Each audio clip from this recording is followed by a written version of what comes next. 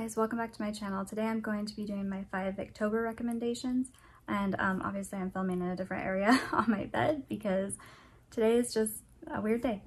So the Victorian era was from 1837 to 1901, I wrote down, and these are going to be books that were all published during that time.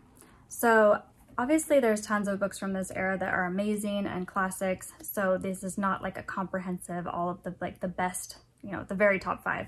There's going to be the ones that I want to talk about and the ones that I felt like for me were part of my top 5.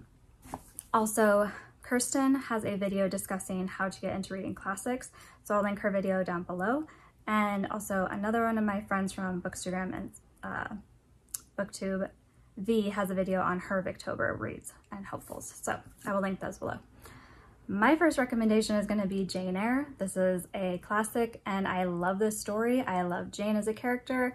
I read this when I was probably like 15, and it's about a woman. It starts off with her early life and kind of her struggles, and then her becoming a governess, which would have been very common back then for a young woman who didn't have anything, didn't have any money or any really good family connections. So she becomes a governess and is in charge of this young girl, and then there's a mystery surrounding the house that she's staying at, and things progress from there. But I love this story, and I think for me the romance works. If it doesn't for you, that's fine. But I'm just gonna say I think Jane should be allowed to make her own choices. And I love this book. So that was my first recommendation for Victober. The next one is gonna be An Old-Fashioned Girl by Louisa May Alcott. She also wrote Little Women. I'm going to be quite honest and say I do not and have not felt the need to read Little Women. I know it's supposed to be a really good story. I think because there's been so many movie adaptations, I just don't feel super connected to the book because I am quite fond of some of those movie adaptations. But I will eventually get to it. This one is a bit different. It's about a girl who has a big family in the country. She goes and stays with some friends in the city, and kind of the difference in their lives is very stark, very stark contrast, and her getting along with the two young kids in this family, and then growing up and how their lives change as they're growing up. So I like this book a lot. I like the main character Polly, and I think it's a really sweet story, and also it was an easy read for me. Okay, next, a super easy read, The Importance of Being Earnest by Oscar Wilde. I love Oscar Wilde and I love this book. It's actually a play, but this and An Ideal Husband, I would say also is super good, but this is my favorite, and the movie is amazing too. So if you're interested at all, I would say read it and then watch the movie. But this is gonna be more like a funny comedic take on that era, and it definitely works. So this is my next recommendation. The next book I don't have a copy of physically. I believe I have one on my Kindle, but I read this book in high school, and that would be The Tale of Two Cities by Charles Dickens. I feel like this book was one of the few books from high school that stayed with me. It's obviously set against the backdrop of the French Revolution, and there's just so many amazing scenes in that book and so many things that happen that just are so, gripping in my opinion.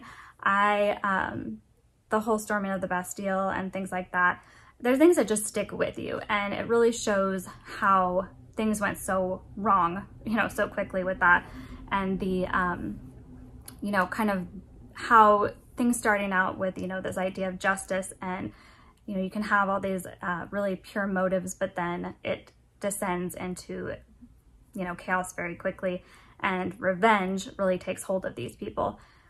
And you really see that playing out, and then how the main characters have to deal with that, and the consequences of actions that they themselves did not commit, but that were committed by their ancestors, or the people that they were related to. So it's so good in my opinion, and so many iconic scenes. The end of that, I remember still reading that ending and just being gutted. So I highly recommend A Tale of Two Cities.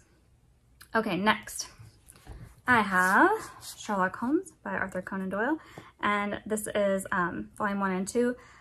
I love Sherlock Holmes. If you've seen any of the movie adaptations, TV adaptations, Sherlock Holmes is great. Also, just a very fun read. I have read the physical copies, and then I also have listened to the audible version, I believe Stephen Fry narrating, and it's super good. So these are obviously about a private detective, Sherlock Holmes, and then his friend John Watson, who, you know, kind of tells his story and writes it down. And I highly recommend for, you know, short little like mystery, you know, detective stories that are really, really good. So those are going to be my 5 Victober recommendations. My hand looks really big like that. Sorry. So I have finished a few Victorian era books, you know, short stories really. The Yellow Wallpaper I'm almost done with, The Yellow Wallpaper. And then Carmilla I just finished. So I will discuss Carmilla more in my Vamptober video that I'm planning and go over kind of that, compare and contrast it to Dracula. It was fine. I will say I had some issues with it, but overall those are the ones that I've gotten through so far. And I'm not sure if I'll get to any more this month because I have kind of a, you know, quite a few stacked up, but thank you so much for watching. Let me know if you're doing a Victober this month and what books you're planning to read or what you've already read. And if you have any recommendations of books that you love from this era, let me know. I will talk to you guys again soon. Thanks.